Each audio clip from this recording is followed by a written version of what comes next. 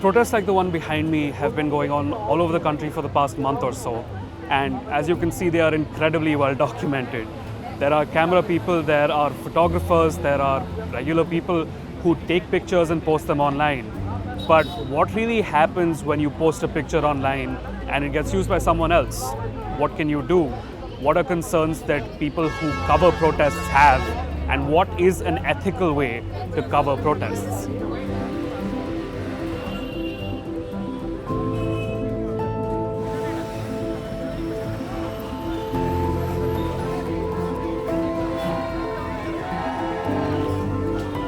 So we have with us Paroma Mukherjee, who is the head of the Hindustan Times' National Photo Desk and the person responsible for this image.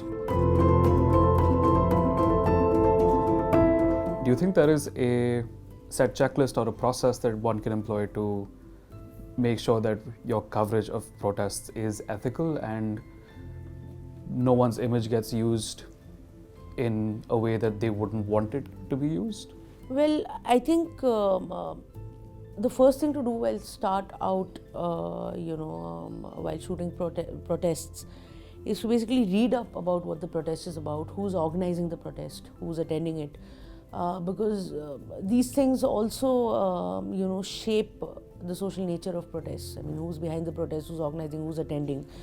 But while shooting, I think it's important, or at least something I try to do, and even at Hindustan Times, there's a sort of well-rounded effort to make sure that you know who you're shooting as largely as possible. Of course, it's sometimes not possible because you don't know how many thousands of people might come back. Come and join a protest, and who you yourself are being photographed by other media houses, by other people. So everybody is vulnerable in a protest. Everybody's face is public. But given that, there still are certain figures that I think should be especially wary about shooting, like small children. Mm-hmm. You can't really show their faces without, the consent of their parents or the guardians. And for I think certain minority groups, certain communities like the LGBTQ community at every Pride, even though the Pride March is a public march, but there still are people who don't want their faces to be shown.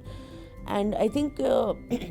When you're photographing, taking a really long shot, I think that's fine because, people just essentially become heads in a protest, so you can't really identify.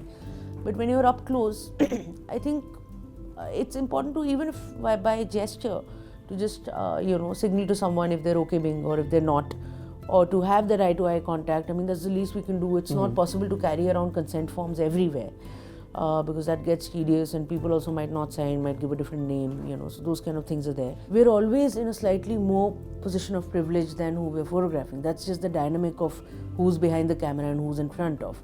Yeah. So I think we should be very aware of that dynamic and of that power and not misuse it even unknowingly. Sometimes you just end up exerting like, I am covering this, so I'll do what I want. Yeah. But I don't think that's the right approach at all, and you need to be very cognizant of who you might be endangering, whose privacy you might be endangering because of the way you're shooting them.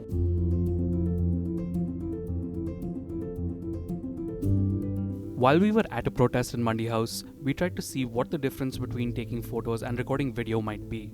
We found that while it was easy to make images and respect people's privacy, it was much harder to record video and make sure that you don't show anyone's face and always get their consent. Like the written word, video journalism is all about showing the visual, and there is not much that one can not show. Truth or lies is for someone else to decipher, but we show what we see. That's our job. So then recording everything that you're seeing and representing it faithfully is important. But what happens when a picture that you've taken or a video that you've made goes viral and gets misused? So when I put this out, by the time it was next morning is when I realized it had totally gone out of hand. It had become its own beast. It wasn't my photograph anymore in the sense that even I had made it. But it was being appropriated everywhere, and people wanted to use it. Some people had already used it. It's great in a way because I think when used for the right purposes and images of endless value, and of endless good, But again, some people had used it to also sort of make memes about, certain key figures, political figures in the country. And I mean, I pointed out a couple of them, some of them agreed and took it off.